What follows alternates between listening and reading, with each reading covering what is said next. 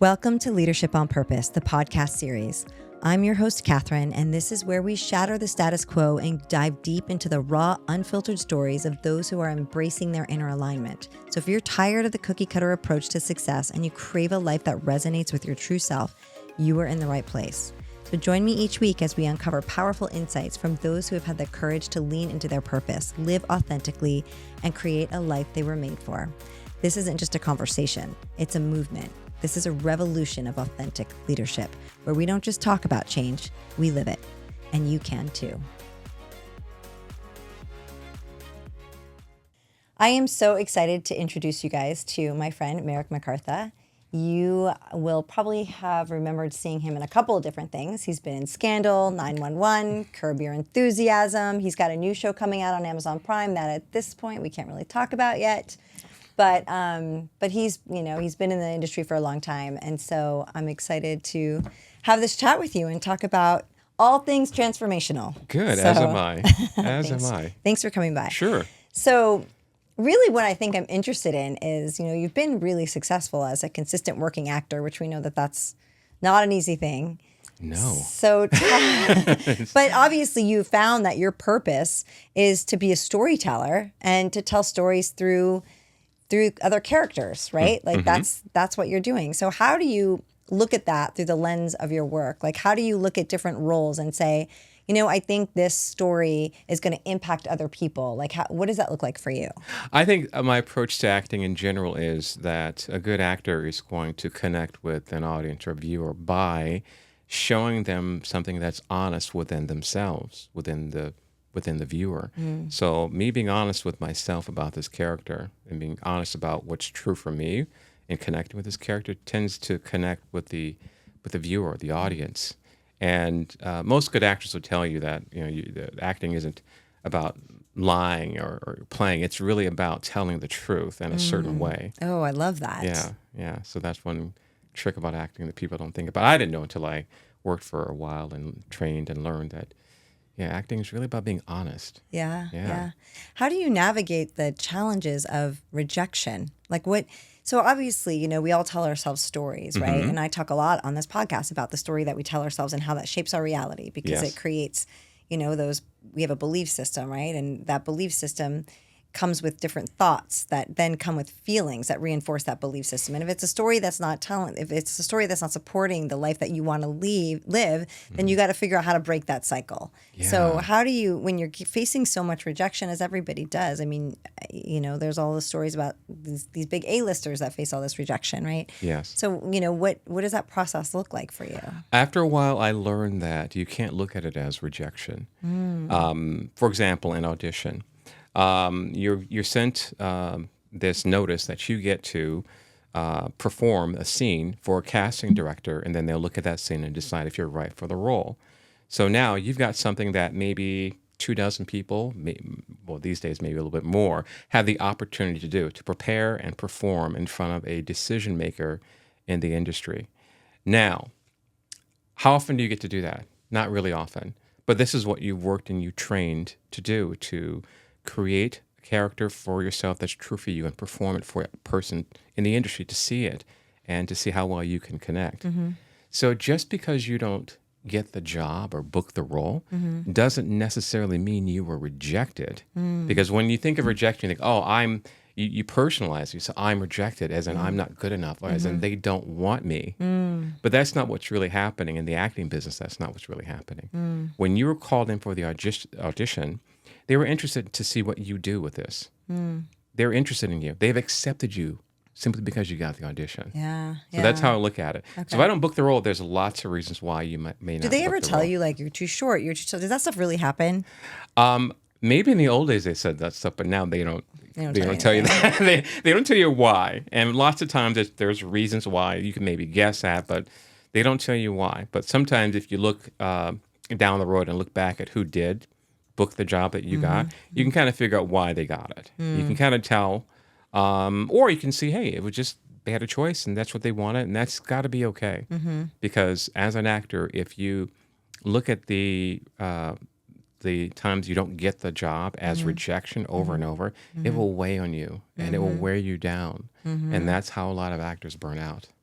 It's so funny because I feel like on this show, I've talked to a lot of people in entertainment, mainly probably because we're shooting it in LA, but I like doing that because it's so extreme on the rejection side. And I think every day, leadership on purpose is really about, you're leading in your life every day, right? You're leading your friends, your family, you're leading your kids, you're leading at work, it's very all encompassing. But we face rejection,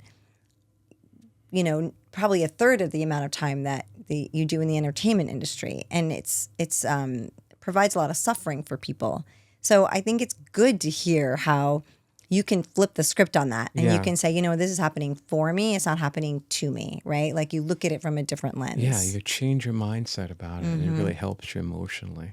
I mean, I've had, starting out as an actor, and I don't admit this to many people.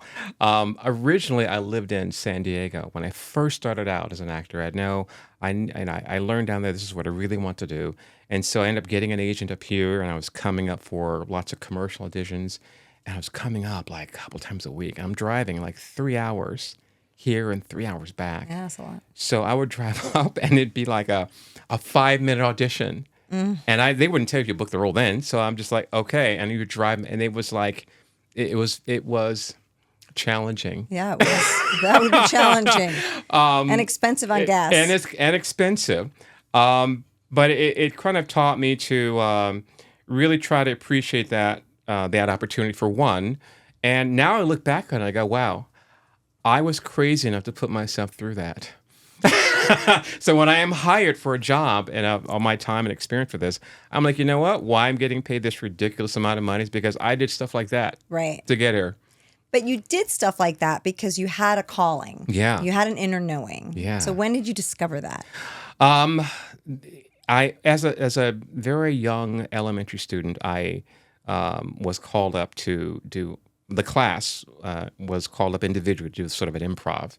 Wasn't called that at the time, and I was normally shy as a little kid, and I didn't know what I was going to do to the last second. I got up there, and something happened. It clicked, and the class was just on the floor laughing, and I'm like, I have this thing where I can really connect with people, and people like seeing me express myself, and that's what really started it.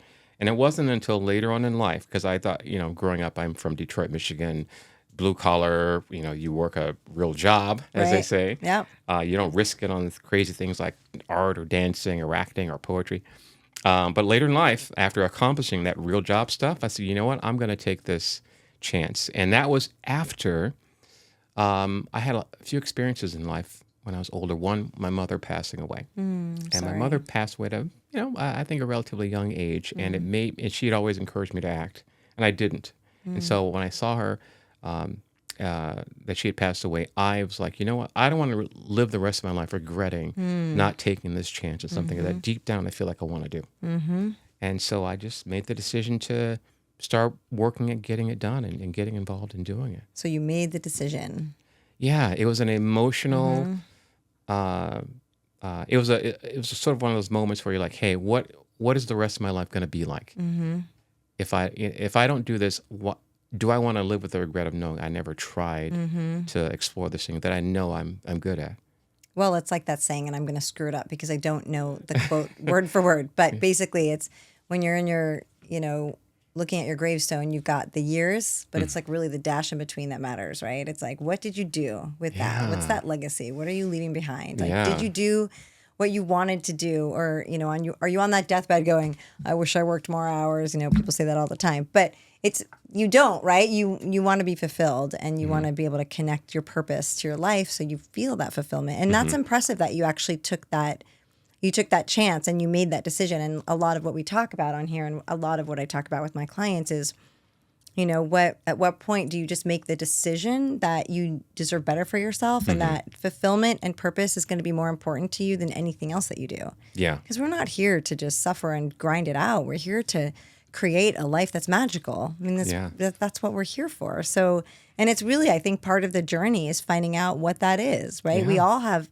We're all so unique, and we all have an inner genius. And it's like, how do you strip away all the noise and really tap into that and figure out what that looks like? And I think a lot of it's connected to transforming other people, right? Like really helping other people. And, I think as a storyteller, you entertain people. Yeah. I've seen a lot of your stuff, and I know you're very good, and you're entertaining, and you're fun. You're easy to watch, right? Like, I get lost watching you because I'm like, I forget that you're Merrick, the actor, like, or Merrick, the guy I know. You're somebody on a show, like you're a dad, or you're, Mm-hmm.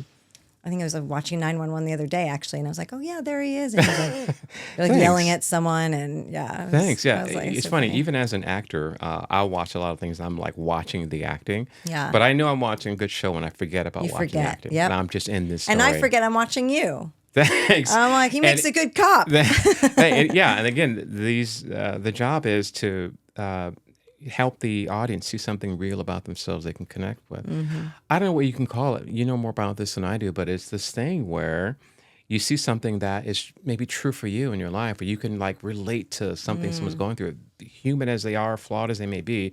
It's like, yeah, I know what that's like. Mm-hmm. And in a sense, it gives you comfort, I guess, that you're not alone in these feelings or these thoughts or whatever it is. Yeah. No, I think there's a resonance there, right? Yeah. It's like, you're like, okay, that I can resonate with that. And I feel like there's a part of me, I think we're all connected, right? We're all part of one consciousness. I think there's a connection between everybody. And, when you can see part of your fear in someone else, there's a little bit of a comfort in that, to be like, okay, well, I know that I can get through this and it's like human collaboration, Yes. watching others and leaning on each other for that. So Yeah, and my experience with this is that navigating this has been. I wasn't a mystic until I got older and started working the acting industry because it seems so random. But then you start to think about the training that you're doing, the energy that you are projecting for yourself. For example, the rejection thing. If you're going into an audition and you're thinking, "Oh, I'm going to be rejected," and you have this negative thing going in, you're gonna get rejected. You're not getting. You're that vibing job. that. You're not getting that job. Yeah. If you walk in and you're like, "Hey, I get to perform. I get to share what I got," more likely you're going to bring out something real and true about yourself. They're going to see, "Oh, yeah, that was nice. That was good." Yeah. So that's been my experience, is this energy transfer experience where you've got to you sort of got to project, or have this mindset of projecting the positivity and the things that you want in your life. You've got to be able to project that out, to see it and have it manifest in your life. Yeah. Well, and that goes along the lines of your human design chart that you pulled, and you're the aren't you the projector? I was going to ask you to explain it better to me, because I did it, and it's a great chart. And it said I'm a projector seer. A projector seer.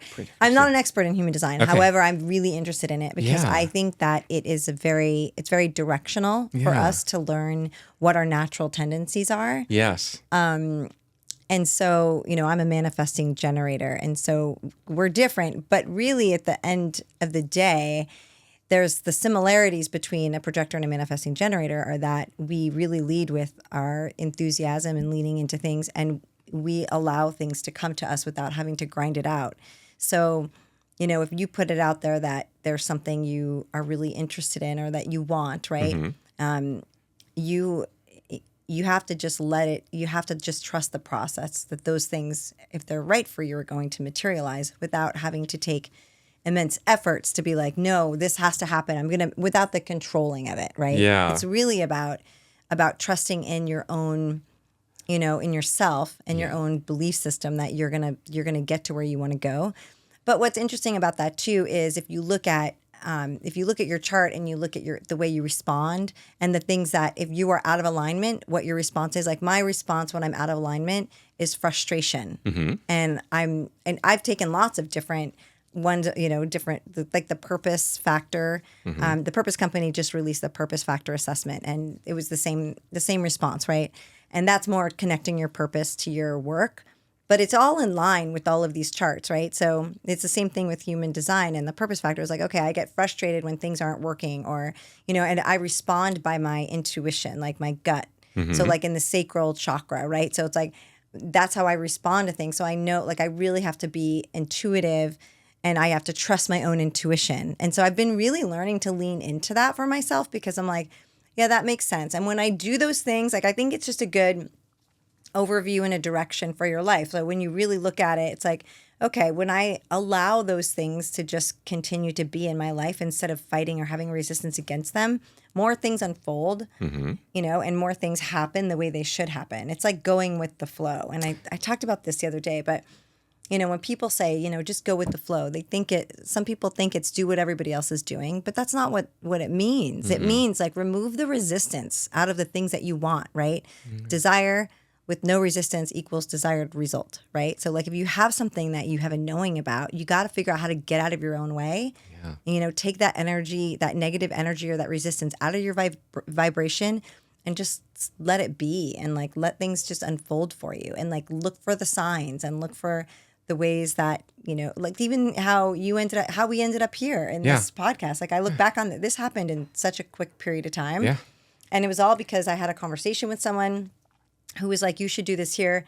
And I was like, okay. And I didn't do anything. And they reached out to me. And then we had a conversation. And then like all of a sudden, in 3 weeks, we had this kind of came together. And it's been a vision of mine for a long time to really put something together that was transformative for people that they could connect with, that they could watch a show and walk away and be like, you know what, that I see myself in something he said. And now I can take that and I can apply it to my life and I can, experience my own shift and my own change. That's really what I want for people. Great. And to know that you're not stuck living a life that you're not proud of, that you're not being fulfilled with, that you're not excited about.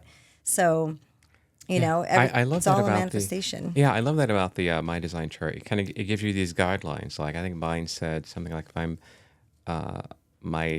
if I'm not aligned, or if I'm not what I do and I'm not in alignment or not going for doing in the energy that I should be in, that I'm bitter. And I go, Oh. And so I look at these and I always test like, okay, is this really true for me? And I look back, I am never bitter. I'm not bitter about any part of my career. I'm not bitter about losing any job that I've ever did not get.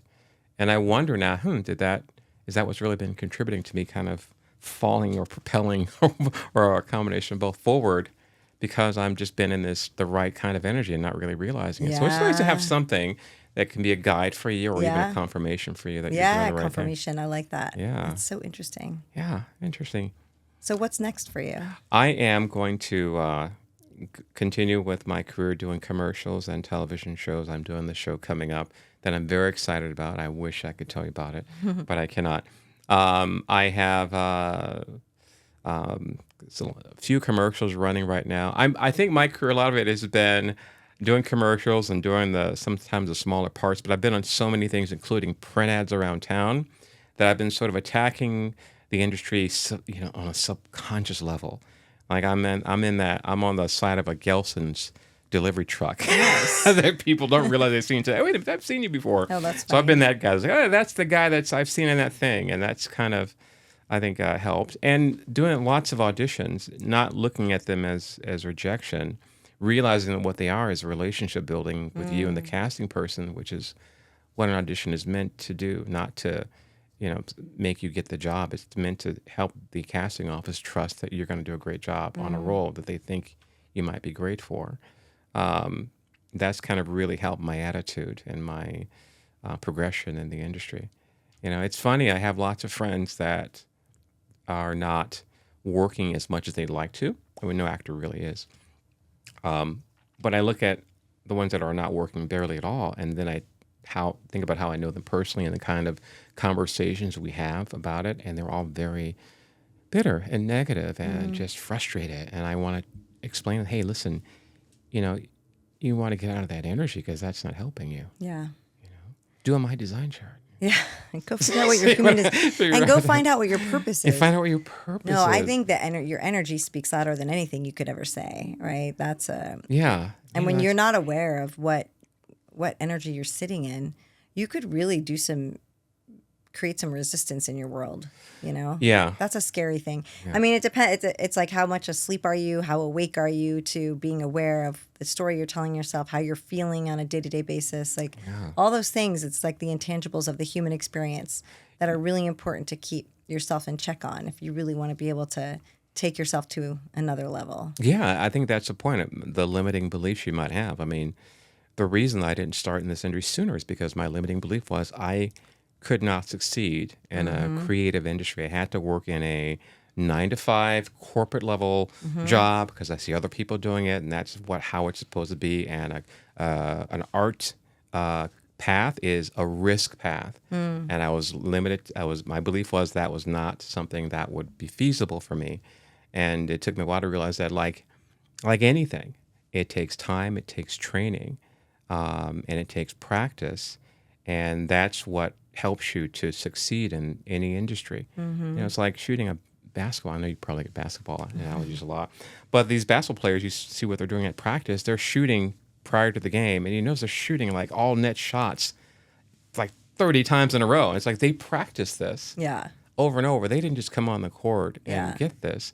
It's the same with acting. It's like you've got to really train and understand and realize what is effective for you, and still be happy and love and have the love of this craft for yourself. And people will see that, and that will bring you the success. Yeah. Even if you think it doesn't make sense, that's the mystical part of it, I think. It's like, it doesn't seem like you should get it just because you are, trained to be good at it. But that tends to be how it is. Yeah, for sure. For sure.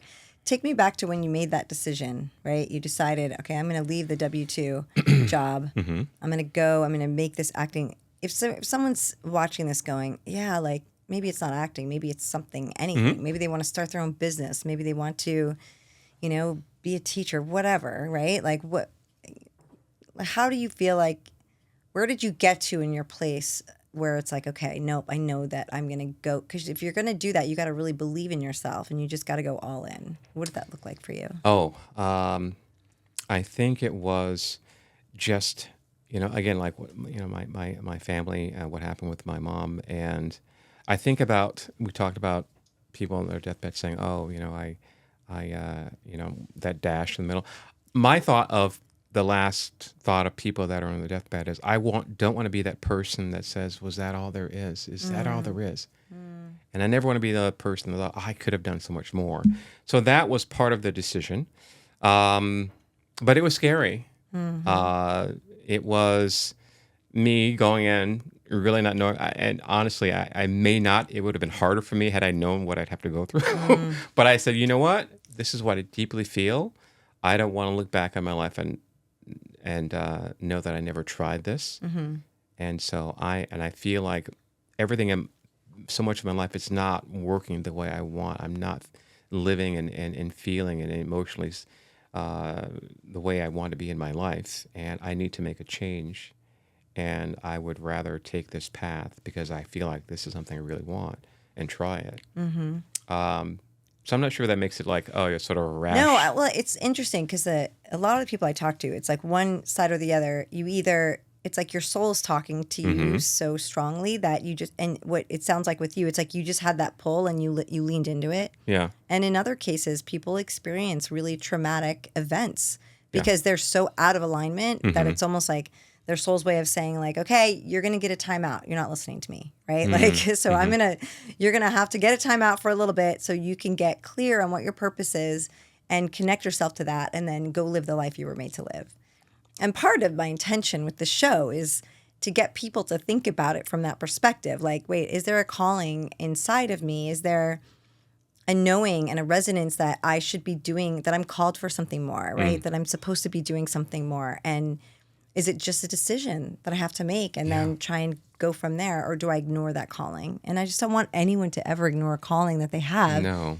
Because, I mean, it's one thing if you have passion, but if your passion provides your fulfillment, then that's where you're supposed to go. Yeah. So I'm impressed with your story. I think it's great. And I love that you made that change and you created a new life for yourself, and now you're living what you love. Yeah, and it's funny too, because lots of times, even in this continuing journey, I've just made a decision and I've immediately seen this shift into the positive direction. If it's being in a bad situation with where I lived, or if I'm in a bad relationship, and I said, okay, as hard as this is, I'm letting that go. Boom. The next day, a huge success moment would happen. Yeah. So these are things that were happening to me throughout this time. Like, what is going on? And it's like, this is just the energy, the universe, your connectivity is talking to you, saying, hey, listen, these are the consequences of your decision. You let go of something that was negative for you, and now you see this door open for you. That's so true. Yeah. It's hard. It's hard to surrender something you want so badly. But when you do, it's like what's on the other side of that is what's meant for you. Yeah. So I love that. Yeah. Thank you. All Thank right. you. 2 questions. Number one, what would you tell yourself 6 months ago? 6 months ago, I was in one of those moments where I wasn't getting a lot of auditions.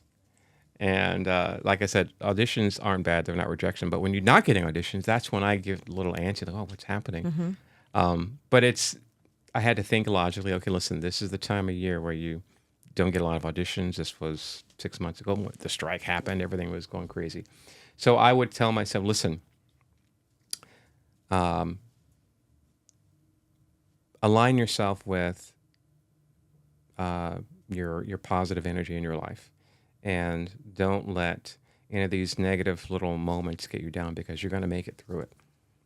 And look at how much has changed for you in 6 months. It's in 6 months' time. I'm Your whole right life now could change. in this moment in my career. I am at the best position I've ever been in my career. Amazing. So it's like, That's amazing. Congratulations. thank you. Where can people find you? If you're looking for me on social media, I am on Instagram at the real Merrick McCartha, and I am on Facebook. But I tend to, if I met you in person, I will connect with you on Facebook. But I'm also there. But the Instagram is more about my career. I also have a website at merrickmccartha.com, and my manager, Angie Lakinya at Entertainment Lab. And I'll put all of this in the show notes so you guys can figure out how to follow Merrick and see what he's up to. So thank you so much for joining us. Thanks for having me. Hopefully you were inspired by this conversation. And if you feel like in your life you want to shift and you don't know where to start, you can take my free assessment. You're going to text SHIFT to 55444, and I'll send that to you. And I hope it changes your perspective. So thanks so much for joining us, and we'll see you soon.